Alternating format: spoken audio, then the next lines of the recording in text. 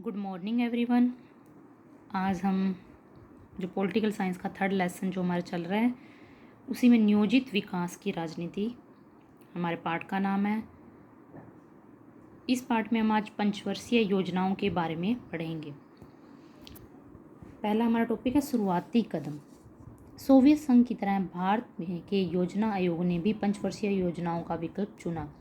Soviet संघ रूस के बारे में मैंने बताया था, जो 15 गणराज्यों से मिलकर बना हुआ था। यहाँ पर इन्होंने क्या किया, पंचवर्षीय योजनाओं का विकल्प चुना। पंचवर्षीय नाम से पता लग रहा है 5 वर्ष के लिए जो योजना बनाई जाती है, इन्होंने पंचवर्षीय योजना का विकल्प चुना देश के विकास के लिए।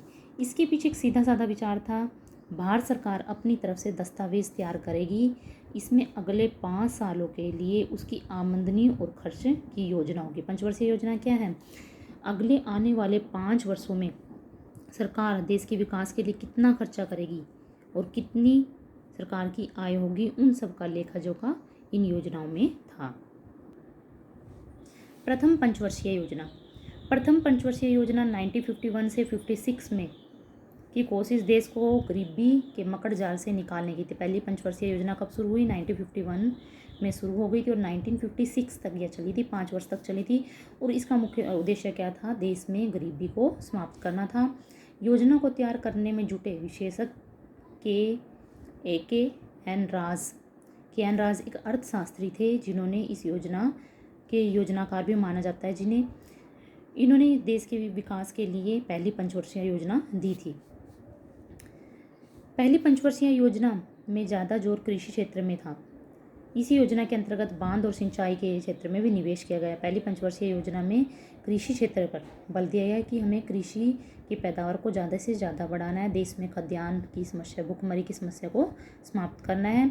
इस योजना में बांध और सिंचाई, खेतों की सिंचाई पर बल दिया गया ताकि ज़्यादा से ज़्यादा खाद्यान्न उत्पन्न किया जा सके और देश में खाद्य संकट की समस्या को समाप्त किया जा सके। इस योजना में भूमि सुधार पर भी जोर दिया गया। कृषि की पैदावार को, खाद्यान्न की पैदावार को बढ़ाने के लिए इस योजना में भूमि सुधार, जमीन की जो गुणवत्ता है उसमें सुधारने के लिए भी बहुत अधिक जोर दिया गया। नेक्स्ट है औद्योगिकरण की तेज रफ्तार। दूसरी पंचवर्षीय योजना में भारी उद्योगों के विकास पर जोर दिया गया। पहली पंचवर्षीय योजना में कृषि के विकास पर जोर दिया गया और यह योजना 1951 से 56 तक चली थी, जबकि दूसरी पंचवर्षीय योजना में भारी उद्योगों के विकास पर जोर दिया गया और यह योजना 1956 से 61 तक चली थी, यानी 5 वर्ष तक यह योजना चली थी। और इस योजना का जो नेतृत्व कर रहे थे वो PC महालनोबिस के नेतृत्व में यह योजना बनी थी, जो भी एक अर्थशास्त्री थे। यानी इसमें से जो मेन क्वेश्चन बन के आता है वो है कि दूसरी पंचवर्षीय योजना कब शुरू हुई, 56 में शुरू हुई और 61 में ख़त्म हो गई थी।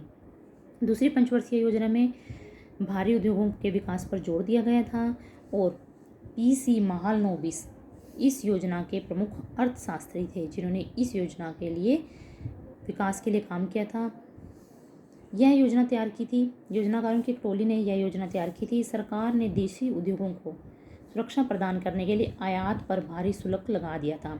सरकार ने देशी उद्योग होते हैं जो हमारे देश के अंदर जो उद्योग होते हैं, लघु और कुटीर उद्योग, उनका विकास करने के लिए सरकार ने क्या किया, आयात होता है, देश में कोई सामान आ रहा है बाहर से, उस पर रोक लगा दी ताकि हमारे देश के जो उद्योग हैं वो पनप सके। जब बाहर से कोई वस्तु नहीं आएगी तो वो वस्तु हमारे देश में बनेगी और उन्हीं की बिक्री होगी, जिससे हमारे देश के उद्योग हैं वो ज़्यादा पनप पाएंगे।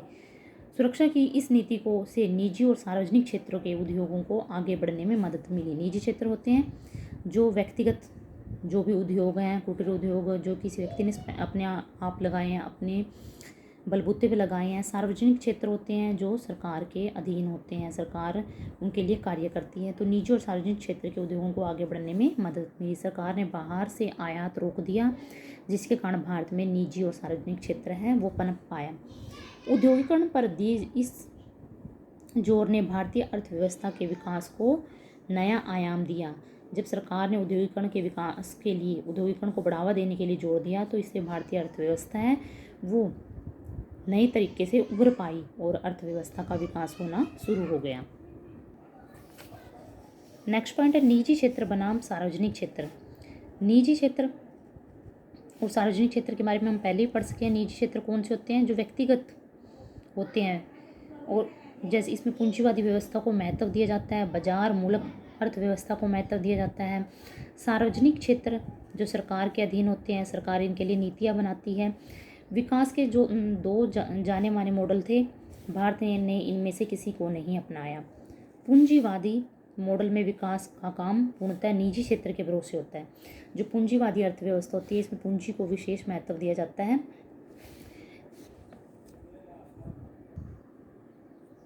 पूंजीवादी मॉडल में विकास का काम पूर्णतः निजी क्षेत्र के भरोसे होता है, यानी निजी व्यक्तियों के द्वारा अपने आप काम किया जाता है।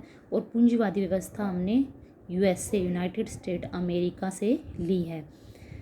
भारत ने यह रास्ता नहीं अपनाया। भारत ने विकास का समाजवादी मॉडल भी नहीं अपनाया। विकास का समाजवादी मॉडल, समाजवाद में क्या होता है, उत्पादन के साधनों पर राज्य का नियंत्रण होता है, राज्य ही नीतियाँ बनाते हैं। और यह व्यवस्था सोवियत संघ, रूस ने अपनाई हुई थी, लेकिन भारत ने समाजवादी मॉडल को भी नहीं अपनाया। इसमें निजी संपत्ति को ख़त्म कर दिया जाता है। जो समाजवादी व्यवस्था होती है उसमें निजी संपत्ति को कोई महत्व नहीं दिया जाता। हर तरह के उत्पादन पर राज्य का नियंत्रण होता है। इन दोनों ही मॉडल की कुछ एक बातों को ले लिया गया और अपने देश में इन्हें मिले जुले रूप में प्रस्तुत किया गया। भारतीय अर्थव्यवस्था को मिश्रित अर्थव्यवस्था कहा जाता है। भारत ने न तो पूंजीवाद को अपनाया और न ही समाजवादी मॉडल को अपनाया, बल्कि भारत ने दोनों ही मॉडल की अच्छी बातें, पूंजीवाद और समाजवाद दोनों की ही अच्छी बातों को अपनाया है। इसी कारण भारत की यह अर्थव्यवस्था को मिश्रित अर्थव्यवस्था के नाम से जाना जाता है।